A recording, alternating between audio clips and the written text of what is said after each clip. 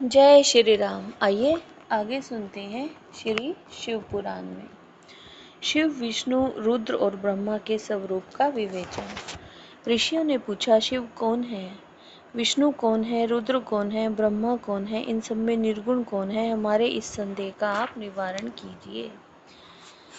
तो सूत जी ने कहा, मैं ऋषियों, वेद और वेदांत के विद्वान ऐसा मानते हैं, निर्गुण परमात्मा से सर्वप्रथम जो सगुण रूप प्रकट हुए उसी का नाम शिव है। शिव से पुरुष सहित प्रकृति उत्पन्न हुई। उन दोनों ने मूल स्थान में स्थित जल के भीतर तप किया। वहाँ स्थान पंचक्रोशी काशी के नाम से विख्यात है, जो भगवान शिव को अत्यंत प्रिय है। यह जल संपूर्ण विश्व में व्याप्त था। उस जल का आश्रय ले योग माया से युक्त श्री हरि वहाँ सोए।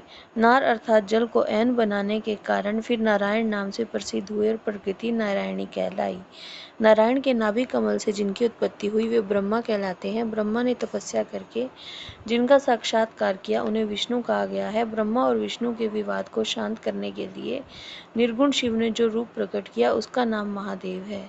उन्होंने कहा, मैं शंभु ब्रह्मा जी के ललाट से प्रकट होऊंगा। इस कथन के अनुसार समस्त लोगों पर अनुग्रह करने के लिए जो ब्रह्मा जी के ललाट से प्रकट हुए उनका नाम रुद्र हुआ। इस प्रकार रूप रहित परमात्मा सबके चिंतन का विषय बनने के लिए साकार रूप में प्रकट हुए।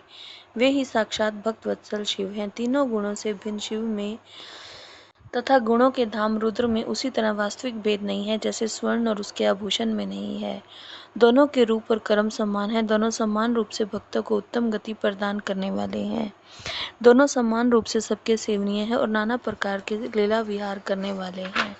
भयानक पराक्रमी रुद्र सर्वथा शिव रूप ही हैं। वे भक्तों के कार्य की सिद्धि के निमित्त विष्णु और ब्रह्मा की सहायता करने के लिए प्रकट हुए हैं। अन्य जो देवता जिस कर्म से प्रकट हुए हैं उसी कर्म से लय को प्राप्त होते हैं, परंतु रुद्र देव उसी तरह लीन नहीं होते।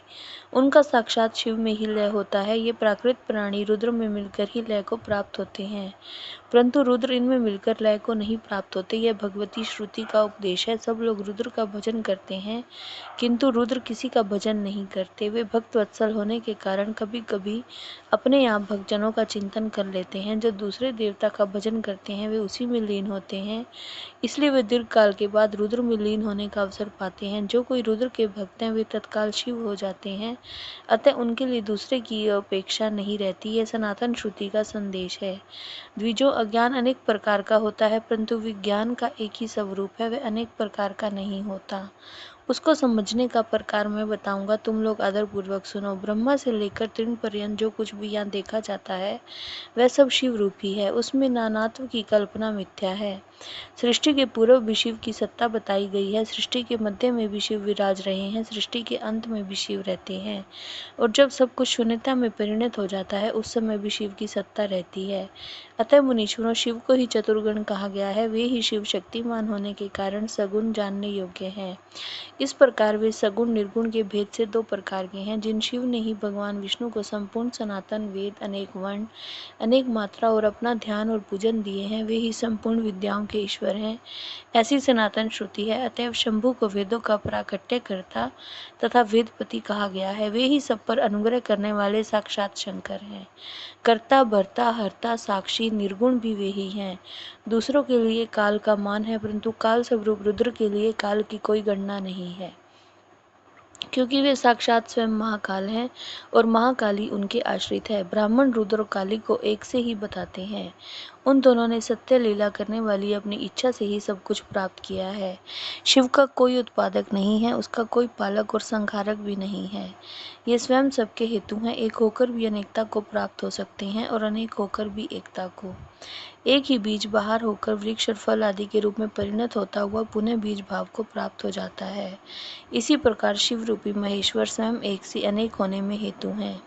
यह उत्तम शिव ज्ञान तत्वतः बताया गया है। ज्ञानवान पुरुष ही इसको जानता है, दूसरा नहीं।